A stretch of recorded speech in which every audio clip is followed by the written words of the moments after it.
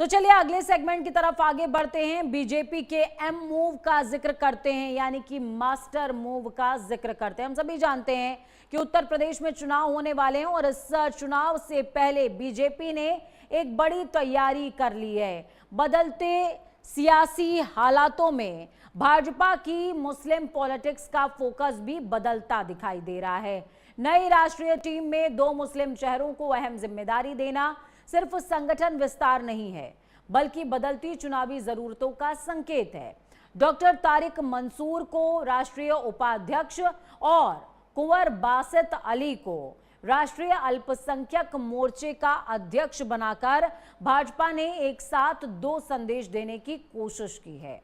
एक संगठन के भीतर मुस्लिम प्रतिनिधित्व का और दूसरा मुस्लिम समाज के अलग अलग सामाजिक वर्गों का।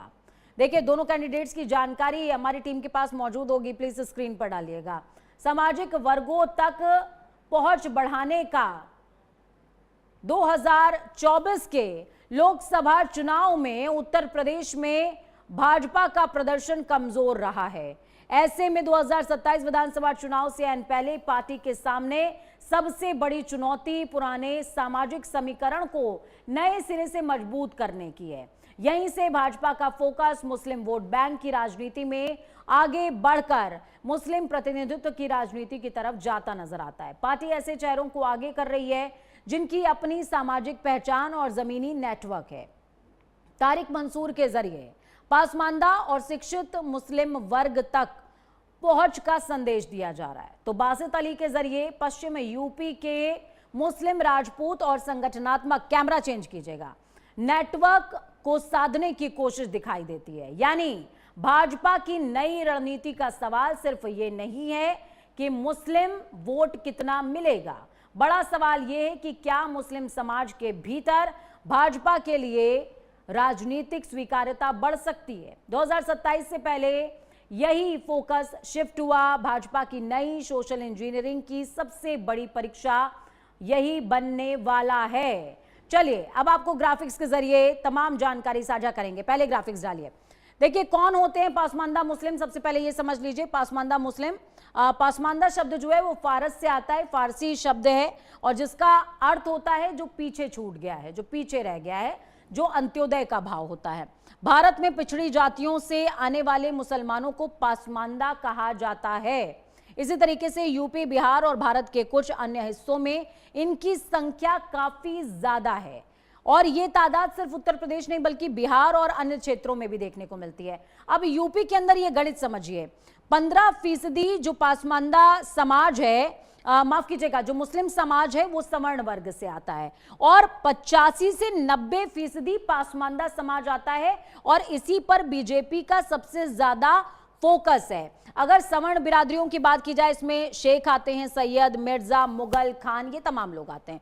ठीक इसी तरीके से अगर आप पासमानदा बिरादरियों की बात करेंगे तो इसमें अंसारी आते हैं, कुरैशी, नाई, तेली, धोबी, ये तमाम जातियां इसमें शामिल की जाती हैं। ये वो गणित है जो कि बीजेपी साधने की पुरजोर तरीके से कोशिश कर रही है और यही वजह है कि 2 जो चेहरे शामिल किए गए हैं वो चेहरे बहुत ज्यादा मायने रखते हैं। एक अगड़ों को टारगेट कर रहा है और दूसरा पिछड़ों को टारगेट करता हुआ नजर आता है। हमारे साथ में मेहमान जुड़े हुए हैं, उनका रुख कर लेते हैं। हमारे साथ मेहमान मौजूद हैं, विकास जी हैं, बहुत स्वागत है। विकास जी बताइए कैसे आप देखते हैं इन तमाम चीजों को, जिस तरीके का घटनाक्रम देखने को मिल रहा है।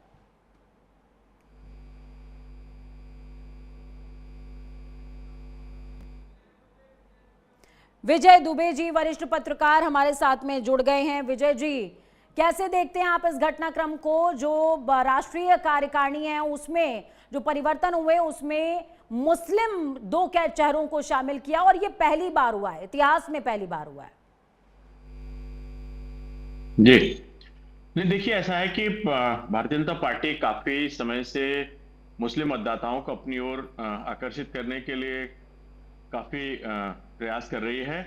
आप अगर देखें तो 3 तलाक के नियम भी भारतीय जनता पार्टी ने ही यहाँ पर मुस्लिम बहनों को अपनी ओर आकर्षित करने और उनका वोट पाया भी उन्होंने एक हद तक, जबकि उन्होंने 3 तलाक पे अपने यहाँ प्रतिबंध लगाया या उसके लिए खिलाफ कानून लेके आए। तो ये चीजें भारतीय जनता पार्टी के एक प्रयोग हैं और निश्चित तौर पे ये माना जाता है कि मुस्लिम मतदाता भारतीय जनता पार्टी की ओर उस तरह से नहीं बढ़ता जिस प्रकार से कि वो कांग्रेस या समाजवादी पार्टी या अन्य कुछ साइड पॉइंटर्स विपक्षी आपको दलों के दिए साथ होंगे, उसकी चलाइएगा ट्रेनिंग होती है। बोलिए सर। लेकिन भारतीय जनता पार्टी ये प्रयास काफी समय से करती रही है कि कुछ लिमिटेड सीट्स पर निश्चित तौर पे मुस्लिम नेताओं को देती है। वो खास तौर पे अगर आप अटल बिहारी वाजपेयी के समय से देखो तो किन्हीं 2 मुस्लिम नेताओं की बहुत चर्चा होती रहती है। शहबाज हुसैन की बात आप कर सकती हैं इस मामले में। तो वो एक रिप्रेजेंटेशन हमेशा बनाए रखना चाहती है और पार्टी का ये निश्चित तौर पे मानना है कि समाज का एक बहुमत लाने के लिए जरूरी है कि मुस्लिम मतदाता को भी साथ में जोड़ा जाए। ये जरूरत आप मौजूदा समय के अंदर जिस तरीके के हालात हैं बीजेपी को उसको देखते हुए मानते हैं कि इस परिवर्तन की जरूरत पड़ी, या फिर पासमानदा पहले से ही जैसा कि हम देखते चले आ रहे हैं कि 3 तलाक की बात की जाए या भी और भी मुद्दों की बात की जाए, पासमानदा हमेशा से ही बीजेपी के टारगेट लिस्ट में रहा, लेकिन मौजूदा समय के अंदर शायद और ज्यादा जरूरत पड़ गई है कि पासमानदाओं को टारगेट किया जाए। कैसे आप इसको देखते हैं? मौजूदा घटनाक्रम के हिसाब से देखते हैं या ये पहले की कोशिश है जो 27 में भुनाई जा रही है? कैसे देखते हैं? नहीं, लेकिन एक चीज बात स्पष्ट होना चाहिए कि अगर भारतीय जनता पार्टी ये प्रयास कर रही है कि पसमानदा मुस्लिम मतदाता उसके साथ जुड़ेंगे 27 में, खासतौर पर उत्तर प्रदेश चुनाव की बात जैसे 27 में हो रही है या अन्य राज्यों की भी है, तो पसमानदा मुस्लिम को साथ जोड़ने की पेशबंदी बहुत समय से भारतीय जनता पार्टी करती रही है। लेकिन मेरा कहना यह है कि जो भी चाहे पसमानदा की बात करें या शिया की या सुन्नी किसी और भी समुदाय की बात करें, तो कितने परसेंट भारतीय जनता पार्टी को वोट करता है? भारतीय जनता पार्टी के सारे प्रयासों के बावजूद मेजॉरिटी ऑफ वोट्स जो है वो अपोजिशन के पास होता है। भारतीय जनता पार्टी में आप ये अवश्य कह सकते हैं कि एक प्रतिनिधित्व वाली जो बात है और एक समग्रता लाने की जो भारतीय जनता पार्टी का प्रयास है, उसमें वो प्रयास बीच बीच में करती रहती है। लेकिन बाई एंड लार्ज जो खासतौर पर अगर 27 और उत्तर प्रदेश इलेक्शन की बात आप कर रहे हैं, तो आपको ये समझना चाहिए कि उत्तर प्रदेश की कम से कम 76 ऐसी सीटें हैं जहां की मुस्लिम मतदाता प्रभावी है। तो अगर 1-2% भी भारतीय जनता पार्टी को कहीं या कुछ लिमिटेड परसेंटेज भी उनकी ओर वोट्स ट्रांसफर होते हैं, तो ये भी क्रेडिट मानी जाएगी, ये उनके लिए प्लस पॉइंट होगा। कारण ये है कि ये जो भी मुस्लिम मतदाता हैं, ये पारंपरिक तौर पे अपोजिशन कांग्रेस और समाजवादी पार्टी जैसी पार्टियों के साथ चलता है और वही वो टैक्टिकल वोटिंग भी करता है। अगर आप कहीं भी एक चीज को उठाइए तो आपको ये पता चलेगा कि मुस्लिम मतदाता मैक्सिमम ऑफ द वोट्स जो है, अधिकतर परसेंटेज ऑफ वोट जो मुस्लिम्स का है वो अपोजिशन की ओर जाता है, क्योंकि वो परंपरागत वोट, चाहे वो समाजवादी पार्टी एमवाई के फॉर्मूले के तहत अपनी बात रखे या वो शिवपाल को आगे करके इस बात का मैसेज कराए कि साहब अगर अखिलेश की सरकार बनी तो गृह मंत्री कौन बनेगा। तो ये मैसेजिंग जो है अपोजिशन की पेशबंदी है। आप जो राजनीति में कहा जाता है कि जो आपकी मैसेजिंग है, जो संदेश है, वो राजनीति में बड़े प्रभावी होते हैं। तो ये जो रणनीतिक लाभ लेने की जो कोशिश है वो आज ऑलरेडी समाजवादी पार्टी कर रही है। निश्चित तौर पे ये भी कहा जा रहा है कि भाई असदुद्दीन ओवैसी साहब जब उत्तर प्रदेश में अपने उम्मीदवार उतारेंगे तो मुस्लिम वोटों का जो बंटवारा है क्या वो होगा, और होगा तो कितना होगा। लेकिन अब इसमें जो झगड़ा है वो यही है कि आखिरकार दावेदार कौन है। और आप जो पसमानदा की बात जो आपने कही अभी, क्या पसमानदा भारतीय जनता पार्टी को वोट करेगा? क्योंकि एक धारणा आमतौर पे मुस्लिम समाज में यह है कि जो भारतीय जनता पार्टी है वो हिंदूवादी पार्टी है, तो इसलिए ये माना जाता है कि मुस्लिम मतदाता भारतीय जनता पार्टी को वोट नहीं करता है, और करता भी है तो बहुत लिमिटेड परसेंटेज में। लेकिन जो पिछले चुनाव में देखा गया है, मैं अपनी ही बात को एक दूसरे पक्ष को रखना चाहूंगा कि एक certain percentage of Muslim womens उन्होंने वोट किया भारतीय जनता पार्टी को जब वो तलाक के खिलाफ कानून लेके आए तो ये माना गया कि मुस्लिम महिलाओं ने भारतीय जनता पार्टी को एक बहुत सीमित मात्रा में, बहुत कम लिमिटेड क्वांटिटी में वोट ट्रांसफर हुआ है पिछले चुनाव में। लेकिन वो प्रभावी, जैसे कि आप जिन विधानसभा क्षेत्रों में 50% से ज्यादा, करीब 36 सीटें ऐसी हैं उत्तर प्रदेश में जहां 50% से अबव मुस्लिम पॉपुलेशन है और वो डिसिसिव है, वो हराने जिताने की क्षमता रखती है, तो उसमें से कितना वोट जो चंक है वो भारतीय जनता पार्टी की ओर जा पाएगा, ये एक बहुत महत्वपूर्ण बात है। और उसमें एक, अगर मैं कहूं कि 1 से 5% भी वोट अगर खिसकता है तो ये बड़ी अचीवमेंट मानी जाएगी भारतीय जनता पार्टी की। ठीक है सर, एक विषय और मैं विजय जी समझना चाहूंगी। देखिए, हम सभी जानते हैं कि पसमानदाओं को लेकर के कोशिश लगातार बीजेपी की तरफ से जारी है, और ये कोई अभी से जारी नहीं है, बहुत लंबे समय से, जिस दौरान से वो 3 तलाक पर काम कर रहे हैं तब से जारी है। आपने कहा कि बीजेपी एक हिंदूवादी पार्टी है जिसका नैरेटिव हिंदूवादी है, और अगर उसकी तरफ कुछ परसेंटेज भी मुस्लिम्स का जो है डाइवर्ट होता है तो ये अपने आप में किसी अचीवमेंट से कम नहीं होगा। क्या आगामी दिनों के अंदर, चूंकि बीजेपी ने अपनी राष्ट्रीय कार्यकारिणी में चेंज करके एक मैसेज दिया है तारिक और बासित अली के तौर पर, दूसरी तरफ क्या आपको लगता है कि प्रदेश इकाई में भी कुछ परिवर्तन देखने को मिलेंगे क्या, ताकि जो मुस्लिम पक्ष है उसको अट्रैक्ट किया जा सके, उसको कुछ हद तक अपनी तरफ डाइवर्ट किया जा सके?